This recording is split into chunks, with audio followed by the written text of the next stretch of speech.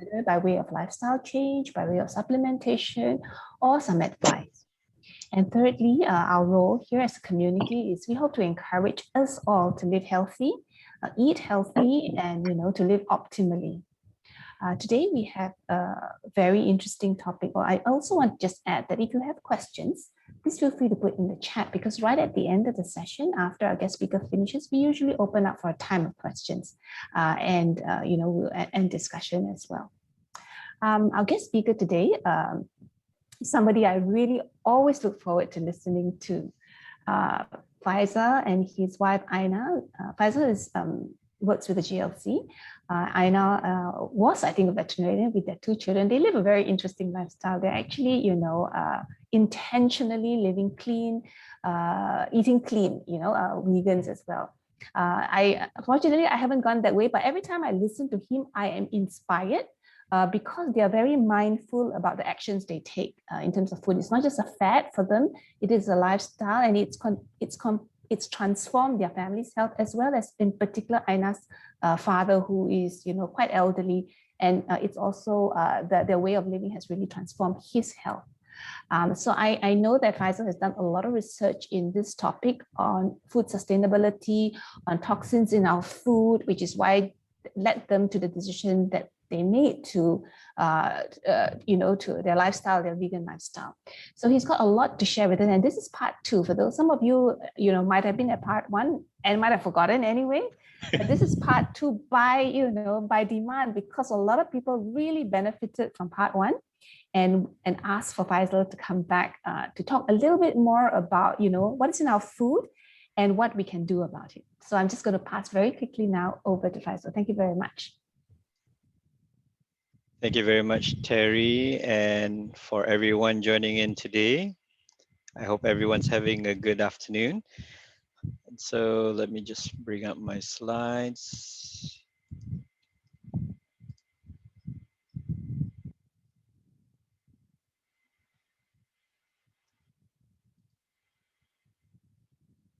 Okay. So very good afternoon, and like Terry was mentioning, I'm just recovering, or have recovered from the COVID, and fortunately, thanks to all that I've learned through Health101 as well, through my colleagues here as well. Alhamdulillah, I think I've gotten through the worst of things and managed to go through the ordeal as best as possible. And for today, I will be touching on some another part of toxins in foods.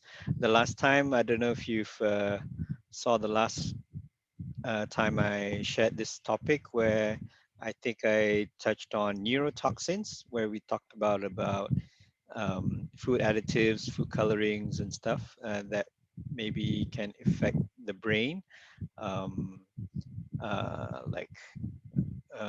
including MSG, aspartame, and so forth. And then we also touched a little bit on carcinogens, especially on PCBs and dioxins. And also we touched a little bit on heavy metals the last time as well.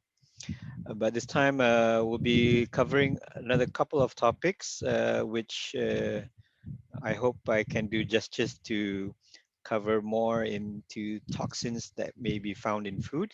So we'll be looking into hormones primarily, and another area into microplastics. Okay. So let's look into, first and foremost, hormones. So what's hiding in your glass of cow's milk? Cow's milk has, yes, it comes from cows, and cows are animals and sentient beings like us. So of course, they also have hormones in their bodies as well. And I'm not sure if you understand the process of how cow's milk is derived, but you can only produce milk, or mammals produce milk, when they are pregnant or they have babies, right? So only then they can only produce milk. So when they have this um, pregnancy or babies, so they have higher hormone levels in their bodies. So that's why they would have a lot more estrogen and other hormones inside. Oops. Okay. And nowadays, for the dairy production, this is what is helping the dairy production to increase their productivity. And so to increase more milk production year on year, they also inject growth hormones into the dairy cows so that it will produce a lot more milk. So these are other hormones that's added into, and it can be leached into the dairy milk that we consume. Okay, so dairy milk has been shown. This is a study that's been conducted. This you can all find this from the source here in nutritionfacts.org. But basically, estrogens is known to uh, maybe cause development of endometrial cancer, which is cancer of the lining of the uterus. And because of the milk and dairy products, so not just the milk, but of course any other dairy products like cheese, yogurt, cream, cheese, and so forth, would have this compound as well.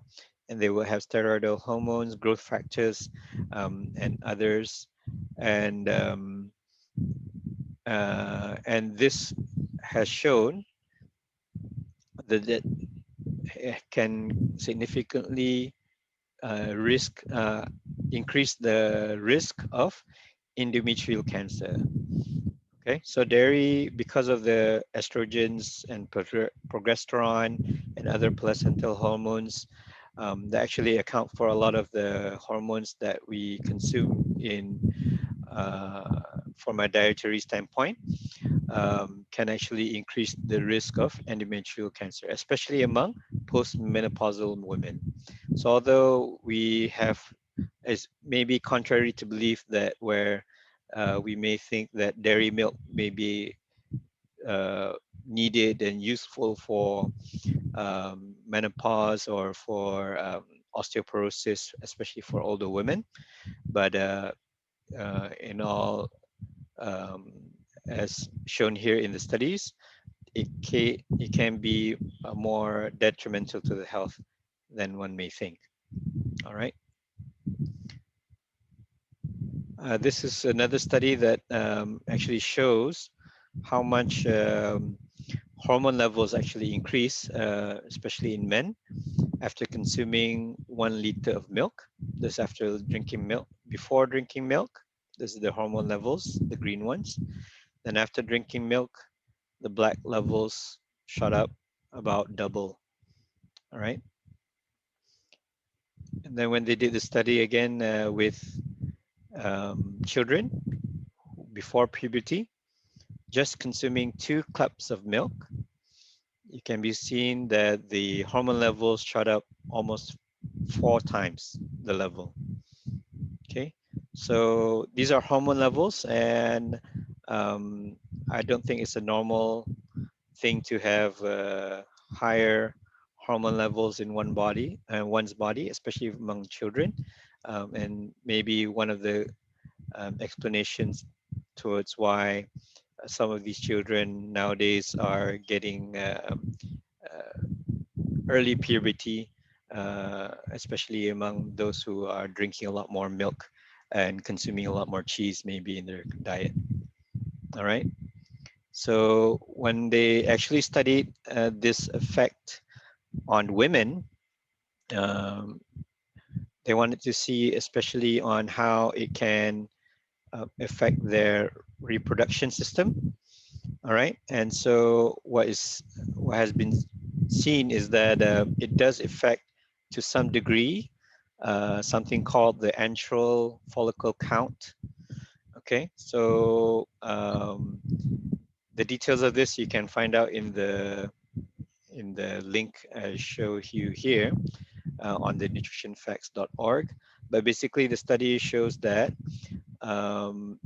when people consume a lot more milk and milk products, then their follicle count will be less as compared to those who do not consume as much dairy or dairy products. Okay, so when you see this chart here, I'm not sure if you understand this, what these numbers mean, but 16.9 refers to a 37-year-old healthy um, reproductive lady who have an active uterus, and a 12.7 indicates somebody who would be at about 50 years old. All right, so that means by just reducing the consumption of dairy and dairy products can increase the health of the uterus organ, especially the ovum, and can help with the reproductive outcomes. All right. So, and what they think that may be causing all this is, yet again, is the hormones that is injected in the cows, that's found in the cows, and the estrogen. And apparently, this is no different whether it's a organic cow, organic milk, or conventional milk, and so Good. forth. So there's no difference. Didn't put that. You salt. Okay. All right. So that's in terms of dairy and how hormones have a direct impact to how maybe it can lead to cancer, and it can affect the reproduction system among women. Next, let's look into microplastics. Okay, microplastics, not sure if you've heard of them before, but microplastics are basically small plastic pieces, basically less than 5 millimeters in diameter, or very, very tiny. Okay, and so they can be from all these different plastic bottles, fishing equipment, plastic bags, drinking straws, synthetic fibers, and so forth, that is breaking down in the ocean. And because of the processes that goes into the waters and all the other areas of the sea, and even microbeads are kind of microplastics as well. Apparently, this was popularly used in health and beauty products before, especially in exfoliants. And these are actually made of plastic as well. And some of these actually go into the waters as well, and also ends up like these, as you can see in the diagram on the right. Okay. So what's wrong with microplastics? Well, the only thing is microplastics acts like a sponge. Besides the plastic itself, these particles may release absorbed pollutants like PCBs. So PCBs, like we were discussing the last time about from toxins, are inorganic compounds, chemicals, basically used as fertilizers, and and uh, and so forth. And so they can um, cause cancer and is known to be carcinogenic. All right. Also, these plastics can have other additives like BPA. So maybe some of the mothers out there may be avoiding using BPA this, BPA that for their children and their babies. But apparently these microplastics can also contain them as well, because they may not be BPA free, and so they may all mixed up into the ocean as well. And all this can collectively cause hormone disruption, cancer risk, and DNA damage. And so these microplastics are vectors, and they are bioaccumulation. So as you can see here, when all these microplastics are in the waters, all right, so they are eaten uh, by the shrimp, and the bigger fish eat them, the cod and so forth, and then the halibuts and the tunas. And then eventually, when we eat it, these fish also all already have contained microplastics that's gone up the food chain. All right. So plastics are known to, these microplastics are known to concentrate pollution from water by factors up to 1,000,000 times. So all these PCBs, all these contaminants, all these BPAs can be in there. And based on the study that's shown in the research paper, is microplastics nowadays is detected in all investigated fish muscle samples. That means all fish that they collected in the sea and the ocean all contain microplastics to some degree. All right. So what's the other hazardous effect? Well, humans ingesting microparticles can cause alteration in chromosomes. So on the DNA level, it can impact our DNA chromosomes, and which can lead to infertility, obesity, and cancer as well. So that's the harm of these microplastics. And when okay, okay, what I wanted to show here. All right, so the other thing is not just the fish that we consume have all these microplastics, but even bottled water. So if you still drink water from bottles, or bought from those mineral bottles or RO bottles and so forth, they have also found that all these bottled water contains microplastics as well. And 93% of these bottles have found, based on their study, have been found to contain lots and lots of microplastics as well. And this has been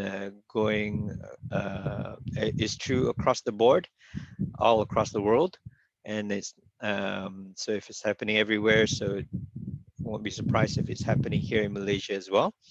And there's about 325 average number of plastic particles for every liter of water sold, based on this study. All right, so microplastics is everywhere. It's not just something that we should be worried about based from the seafood that we eat, but also from the water that we drink as well. So if it's also in bottled water, uh, I won't be surprised if it's also in our treated water. I mean, in our normal tap water as well. So microplastics is a contaminant, and something that we need to be able to be filtered out from our waters before we consume it or boil it for consumption. So what can we do? Well, of course, we need to invest in a good water purification system. And a good thing is that if you have eSpring, the eSpring water treatment system is a water purification system that is able to filter out all these kind of contaminants, including these microplastics, um, among the 140 potential health impurities that it can filter out. And it can also ensure that it filters out all the pesticides, VOCs, PCBs, mercury, lead, and so forth, while still maintaining the minerals, the useful beneficial minerals in the water, which is calcium, magnesium, and so forth. And on top of that, it has a UV lamp that destroys 99.99% of the bacteria and viruses in the drinking water. So having a good water purification system is very important. Next, as I've been mentioning that dairy milk might not be a good idea, especially if you're concerned about hormones and people who have maybe more hormone imbalance issues and maybe want to reduce their likelihood of um, contracting some of the things that I was mentioning earlier, then I would highly recommend considering a soy protein drink. So something like the Nutrilite soy protein drink, which is an excellent alternative to dairy milk. So it has 8 grams of protein per serving and all the 9 essential amino acids that's required by the body, which uses wheat, soy, and pea. And it comes from non-GMO sources. So very good source of um, uh, plant milk, soy milk, which is found to actually be very beneficial for the body and help to reduce cancers even. All right. Another very strong and potent supplement that I would highly recommend anyone to get is actually also a strong multivitamin with lots of phytonutrients. And phytonutrients is very powerful to help to uh, detoxify your body at a cellular level because it will be it has high counts of antioxidants, which is very important to eradicate free radicals from the body. So these free radicals are the one that is causing your cell function to deteriorate and to oxidize and so forth. So to have a good supplement that has high antioxidants will help to eradicate all these free radicals from the body. And with the double X, it has 12 essential vitamins, 9 minerals, and 17 phytonutrients as listed over here. All right. And if you're wondering about the omega-3 supplements that maybe Nutrilite has as well. The good thing about Nutrilite is they're very particular about how they produce and process their supplementation. And omega-3 is also goes through this very stringent process as well, where it goes through a few steps of uh, distillation processes. So it will ensure that it's removing from all those particles, those microplastics, and so that what you get in the product is a very pure and safe to consume omega-3 fatty acids for the consumption of and for your health and your well-being.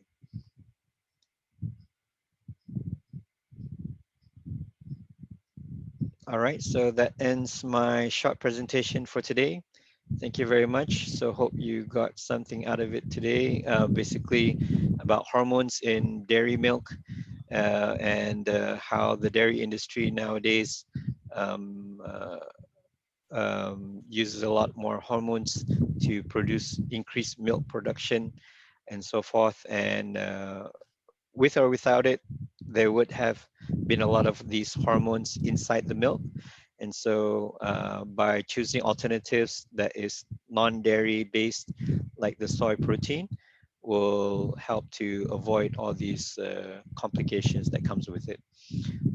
And of course, the other one is microplastics. So hopefully by reducing your seafood consumption will help to avoid these contaminants as well from the oceans. Thank you. Thank you very much, Faisal.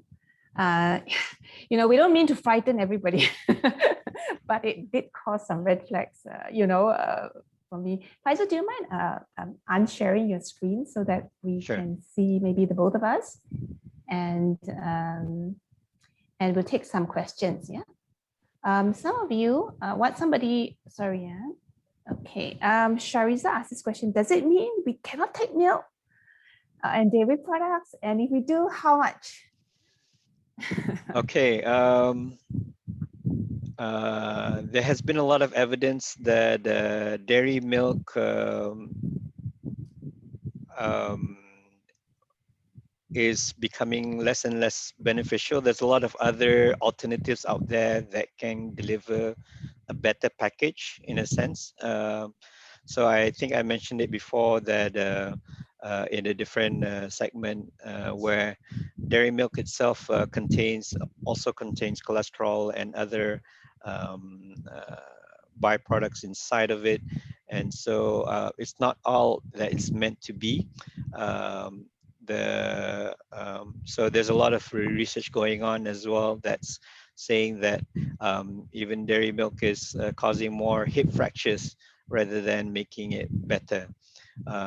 In fact, there's if you can look for a book called China Study by Dr. Colin Campbell.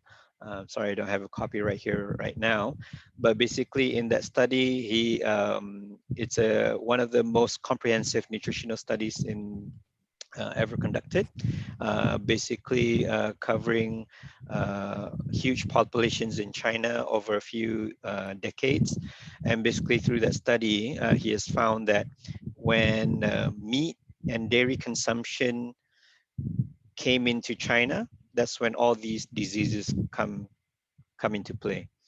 All these heart disease, cancer, diabetes, and so forth.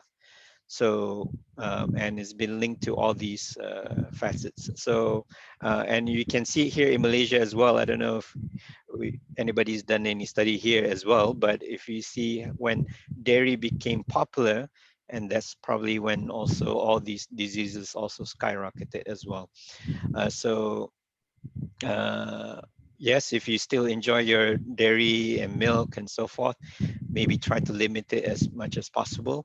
I understand that a lot of people love their dairy, your cow's milk and cheese and so forth. But I think there's a lot of alternatives out there, especially in Malaysia, where we have soy milk in abundance and a lot of other plant milk alternatives. Why do we drink milk? I think that's the main question we need to ask ourselves. If you want milk for the calcium, there's a lot of other calcium sources out there.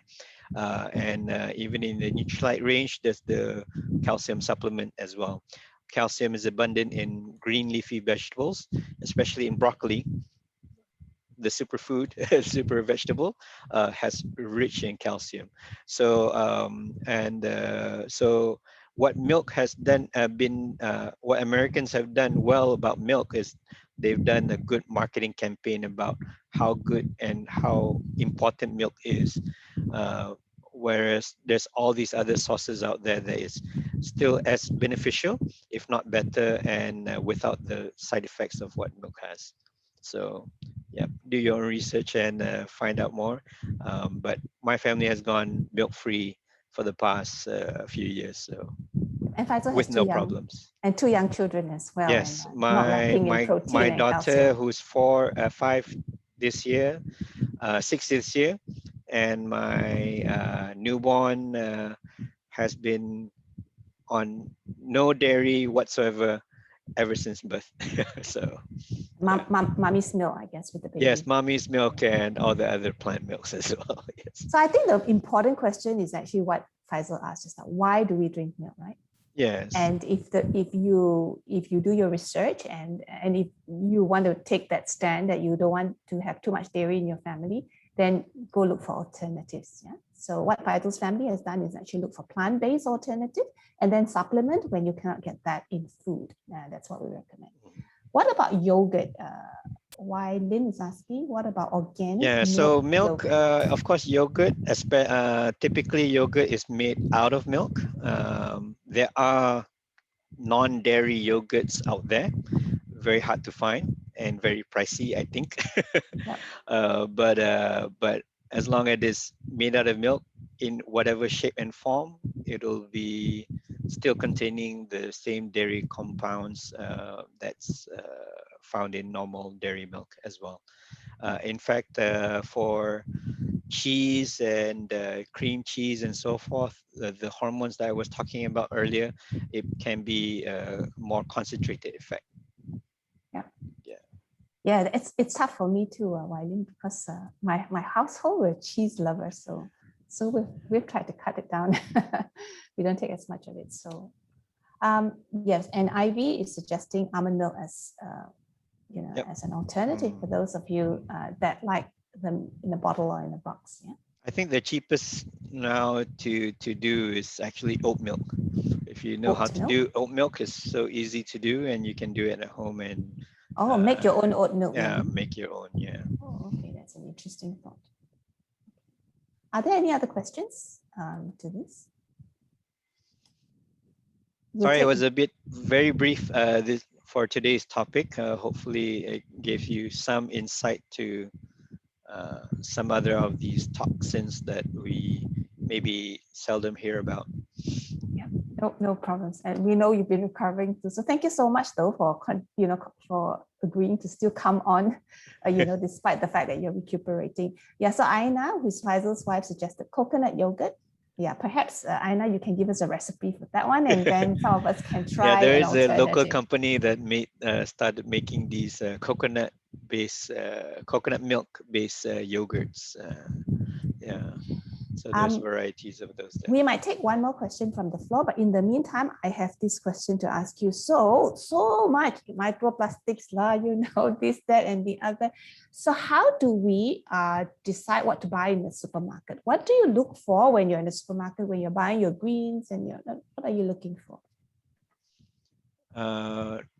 In terms of what, Terry? Okay, let's just say in terms of making choices like your so you don't take fish anymore.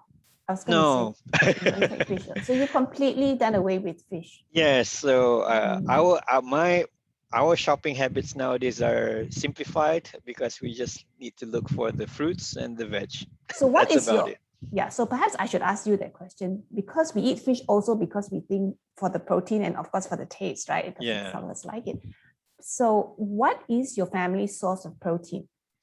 Okay, so I guess in terms of protein, to ensure that we have enough protein every day, so we have lots of tofu, we have lots of beans, we have lots of mushrooms as well. Tofu, tempeh, and mushrooms, you can go crazy about it because in Malaysia, we're so lucky to have lots of varieties of mushrooms. There's the shiitake, there's the energy mushrooms. I'm not sure if anyone heard of mushroom head mushrooms. Lion's mane mushroom. Yeah. So there's many varieties there as well. And even all the beans, I mean, the dals, the kidney beans, mung beans, black beans, white beans, garbanzo beans, chickpeas, right? So all these are very high, rich in proteins as well. In fact, even the humble brown rice also has a good 4 grams of protein per bowl. So all these foods have protein in them. It's just that we don't necessarily are aware that they have those proteins. So that's a lot of often the misconception when people think about going plant-based. Is there enough protein? Yes, there's plenty of protein out there. Of course, if you're still concerned, there's always the soy protein that we can use to supplement as well. So there are 2 questions about mushrooms. All mushrooms protein, and how much mushrooms or tofu can we eat per meal? Is there a limit? I'm not aware of any limit. However, I am aware that some people may be sensitive to some mushrooms. So just be wary of that. Apart from that, if you are starting new into the bean world, then maybe you need to ease your way into it because it can produce a lot of gas. So your digestive tract and system does need to adjust to those beans that goes into the body and so forth. So give it some time, but then eventually you will be able to ramp up and work wonders as well. So what we want to do is not to frighten people today, and I don't think that's Yes, Faisal's yes, intention. yeah. But we want also to give you the alternatives so that if you want to, for instance, cut down on seafood, you take a lot of seafood and you want to cut it down, at least you know you can go to your source of, other sources of protein and explore that with your family. But I think the most important question is what Faisal asked just now. What do you take that for? What are you taking your dairy for? What are you taking your seafood for? Yes. If you think that's the only source of protein, and then what we're suggesting is that, or what he's suggesting is that there are different sources of protein that we can, we can glean from in the foods that we eat. Yeah, I had a copy of the book China Study, but I just can't find it. So that's the other very interesting book for you to do your research on as well. Okay, so Aina is just.